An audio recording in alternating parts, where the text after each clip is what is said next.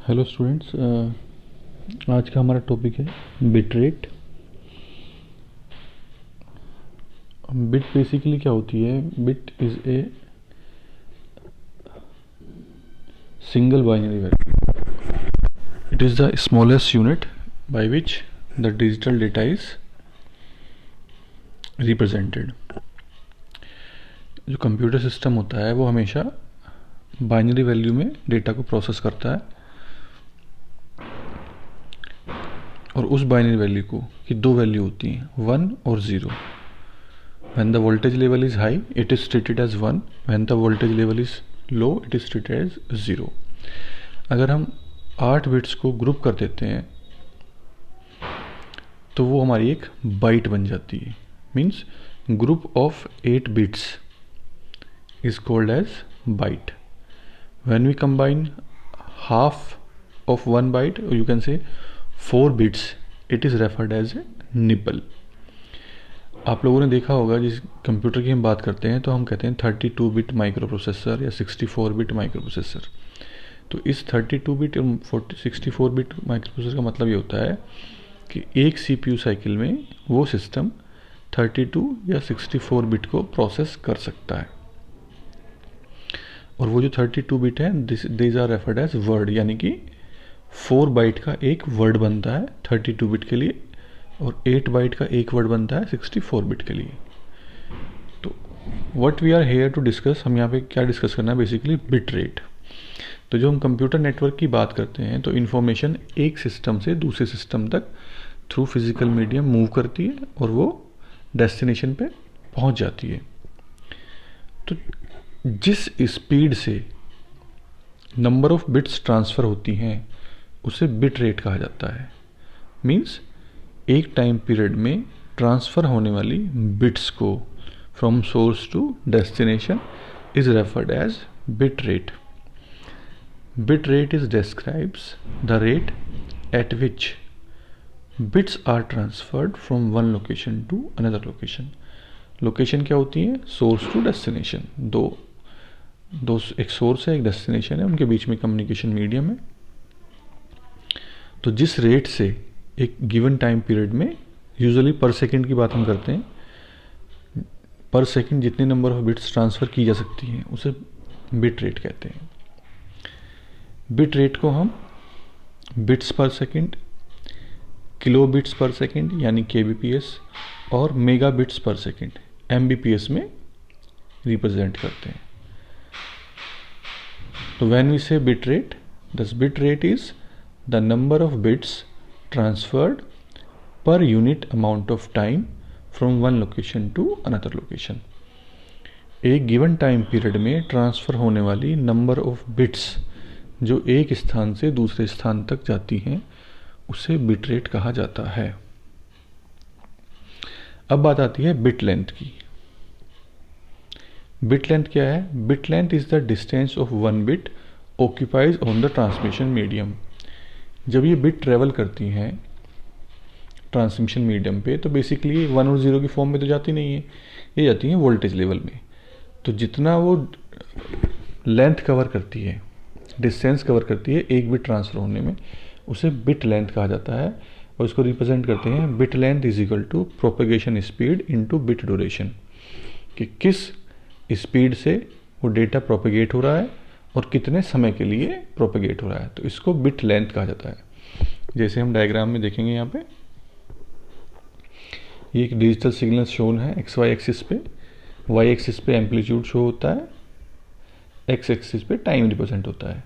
जहाँ पे voltage level high है इट इज़ रिप्रेजेंटेड, मीन्स जो हमारी पल्स ऊपर की तरफ है वाई एक्सिस की तरफ, वहाँ पे बिट की वैल्यू 1 है।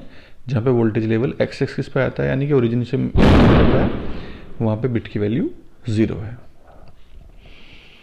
जो ये बिट इंटरवल है, it is the duration of which of a particular bit, कि जितनी देर के लिए मेरा वोल्टेज लेवल 1 रहा उसे बिट इंटरवल कहते हैं, जितनी देर के लिए 0 रहा उसे 0 का बिट इंटरवल कहेंगे। ठीक है। तो बिट लेंथ की अगर हम बात करें तो 1 बिट की length is equal two bit interval. और अगर पूरे स्ट्रीम की बात करेंगे तो from this point two this point, 10110001, ये हमारी पूरी बिट लेंथ हो जाएगी पूरे ट्रांसमिशन की। तो ये तो सारी बात हुई डिजिटल सिग्नल से रिलेटेड कि बिट रेट क्या होता है और बिट लेंथ क्या होती है। बेसिकली जैसे कि हम जानते हैं सिग्नल्स दो तरह के होते हैं, एनालॉग सिग्नल और डिजिटल सिग्नल। एनालॉग सिग्नल क्या होता है, वो साइन वेव की फॉर्म में होता है, कंटिन्यूस होता है। डिजिटल सिग्नल डिस्क्रीट होता है, वो पल्स की फॉर्म में होता है, either the voltage level is high और the voltage level is low. अब जब एनालॉग सिग्नल किसी मीडियम में ट्रेवल करता है एक स्थान से दूसरे स्थान पे और डिस्टेंस अगर बढ़ जाती है तो क्या होता है, बेसिकली वो सिग्नल वीक हो जाता है या उसकी शेप चेंज हो जाती है, वो डिग्रेड हो जाता है। तो इस सारे प्रोसेस को हम बोलते हैं ट्रांसमिशन इम्पेयरमेंट, कि जब कोई सिग्नल एक स्थान से दूसरे स्थान पर ट्रेवल करता है और जब ट्रेवलिंग के दौरान उसमें किसी एक्सटर्नल रीज़न की वजह से उसकी शेप में, डिज़ाइन में, उसकी पावर में कुछ कमी आ जाती है तो उसे ट्रांसमिशन इम्पेयरमेंट बोलते हैं। तो बेसिकली जब एनालॉग सिग्नल ट्रैवल करता है ट्रांसमिशन मीडिया के थ्रू तो उसकी क्वालिटी जो है सिग्नल की वो डिट्यूट हो जाती है, यानी कि डाउनफॉल हो जाती है, डिग्रेड हो जाती है या चेंज हो जाती है। तो ये जो इम्परफेक्शन होता है it is referred as signal impairment या ट्रांसमिशन इम्पेयरमेंट। इम्पेयरमेंट का मतलब क्या है कि जो सिग्नल हमने भेजा है वो उस फॉर्म में नहीं रहता जब वो रिसीवर्स एंड पे पहुंचता है। Means the signal which we send is not exactly same which is received, there is some changes in that signal. जो इम्पेयरमेंट के रीजंस हैं वो बेसिकली तीन होते हैं, अटेन्यूएशन, डिस्टोर्शन एंड नॉइस। हम इनको वन बाय वन डिस्कस करेंगे कि अटेन्यूएशन क्या होता है, डिस्टोर्शन क्या होता है, नॉइस क्या होती है। तो पहली चीज़ क्या होगी, ट्रांसमिशन इम्पेयरमेंट का मतलब क्या हो गया कि जब कोई एनालॉग सिग्नल किसी ट्रांसमिशन मीडियम में ट्रेवल करता है तो जब सोर्स से वो डेस्टिनेशन तक पहुंचता है तो उसकी जो शेप है वो चेंज हो जाती है, क्वालिटी चेंज हो जाती है, वो एक तरह से डिग्रेड हो जाता है। तो इस प्रोसेस को या इस सारे सिनेरियो को हम इम्पेयरमेंट बोलते हैं। और ये इम्पेयरमेंट के तीन कारण होते हैं, अटेन्यूएशन, डिस्टोर्शन एंड नॉइस। अब सबसे पहले बात करते हैं अटेन्यूएशन की। Attenuation is basically loss of energy. जो सिग्नल की स्ट्रेंथ है वो डिक्रीज होती है as long as the signal travels, यानी कि जितनी दूरी के लिए सिग्नल ट्रेवल करेगा उसकी जो एनर्जी है वो लॉस होती जाएगी और उसकी स्ट्रेंथ वीक हो जाएगी। स्ट्रेंथ वीक हो जाएगी तो जो सिग्नल हमने भेजा है वो उससे डिफरेंट फॉर्मेट में रिसीव होगा। डिफरेंट फॉर्मेट में रिसीव होगा तो हमारा जो इन्फॉर्मेशन है वो इंटैक्ट नहीं होती है। जैसे हमने कंप्यूटर नेटवर्क में पहले पढ़ा था कि हमारी पहला ऑब्जेक्टिव क्या है किसी भी नेटवर्क का, that the information should reach always reach intact, कि जिस फॉर्मेट में हम भेज रहे हैं उसी फॉर्मेट में पहुंचनी चाहिए। अब एनर्जी का लॉस हो गया, सिग्नल की क्वालिटी चेंज हो गई, तो उस क्वालिटी को इम्प्रोवाइज करने के लिए हम एम्पलीफायर का यूज़ करते हैं। एम्पलीफायर क्या करता है, वीक सिग्नल को रिसीव करता है और उसको उसके ओरिजिनल फॉर्मेट में फिर से कन्वर्ट कर देता है। तो this is the way how we can improvise the weak quality analog signal to its proper format. तो जो अटेन्यूएशन है basically it's a loss of energy which occurs due to the long travel of signal and it can be resolved by using amplifiers. ठीक है। अब जो next हमारा impairment का reason है that is distortion. Distortion is basically referring the change in the shape of signal. Change in the shape of signal का मतलब क्या है, जब हम कंपोजिट सिग्नल की बात करते हैं जो एनालॉग सिग्नल्स में होते हैं तो वो डिफरेंट फ्रीक्वेंसीज के सिग्नल्स होते हैं जो आपस में कंबाइन होते हैं।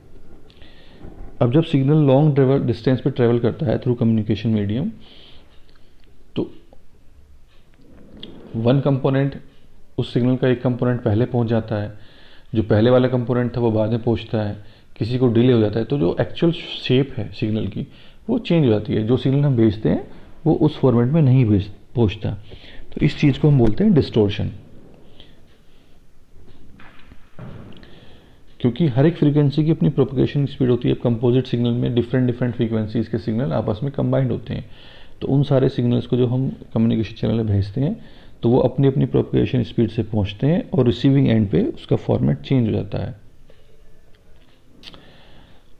फॉर्मेट चेंज हो जाता है तो उनके फेज डिफरेंट हो जाते हैं।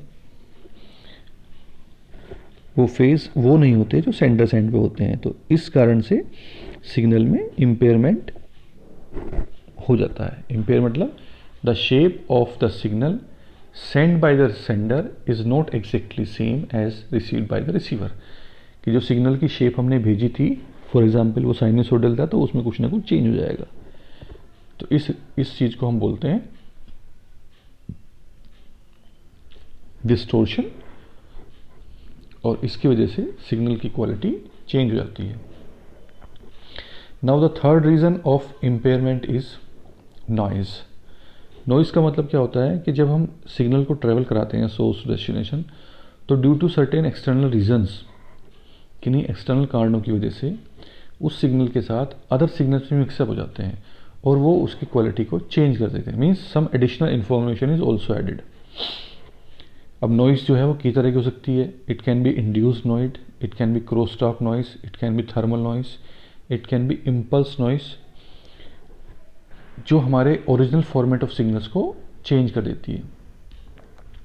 अब अगर हम इंड्यूस्ड नॉइज की बात करें तो इसके सोर्सेज क्या होते हैं? बेसिकली मोटर्स एंड अप्लायंसेस, कि हमारा कम्युनिकेशन चैनल पे डेटा ट्रैवल कर रहा है और वहाँ पे कोई मोटर्स चल रही है या अप्लायंसेस का कहीं यूज़ हो रहा है, तो उनकी जो नॉइज क्रिएट हो रही है वो हमारे सिग्नल की क्वालिटी को, शेप को चेंज कर देती है। Second one is thermal noise. Thermal noise is a movement of electrons in which wire which creates an extra signal. जो थर्मल एनर्जी की वजह से जो कम्युनिकेशन मीडियम में हीटिंग होती है, उसकी वजह से इलेक्ट्रॉन का मूवमेंट होता है, उस मूवमेंट की वजह से जो हमारे सिग्नल की ओरिजिनल फॉर्मेट चेंज होती है, उसको हम थर्मल नॉइज बोलते हैं। Third one is cross talk noise. Cross talk noise का मतलब क्या है कि जब दो वायर आपस में साथ साथ गुजर रहे हैं और एक की वजह से दूसरे का डेटा चेंज हो रहा है, यानी कि both wires are working as a carrier of the signals and simultaneously some data is moving in the, दोनों में डेटा मूव हो रहा है, लेकिन एक वायर की वजह से वो वायर उसको क्रॉस कर रहा है दूसरे वायर को, तो उसकी जिस पॉइंट को क्रॉस कर रहे हैं वहाँ पे उनकी हीटिंग एनर्जी बढ़ जाती है, हीटअप हो जाता है। तो उसकी वजह से वो, जैसे कभी कभी आपने नोट किया होगा कि when we talk on cell phone, तो समटाइम्स अजीबोगरीब सी आवाज़ आती हैं, तो वो क्या, क्रॉस टॉक वायर नॉइस होती है। Last one is impulse noise. Impulse noise is a signal with high energy that comes from lightning और पावर लाइन्स।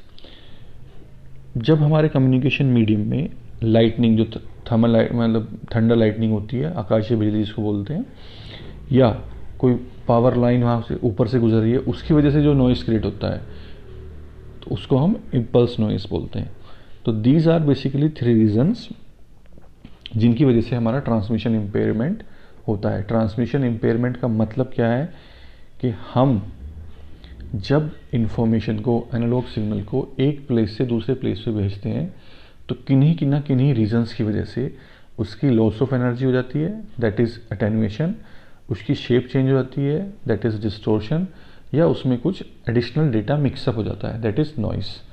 तो ये सारे रीजंस हैं जिनकी वजह से ये सारे प्रॉब्लम्स क्रिएट होती हैं। तो इनको अवॉइड करने के लिए हमेशा प्रिवेंटिव मेजर्स हमें अप्लाई करने चाहिए अपने कम्युनिकेशन नेटवर्क्स में, so that the principle of communication network will always be there.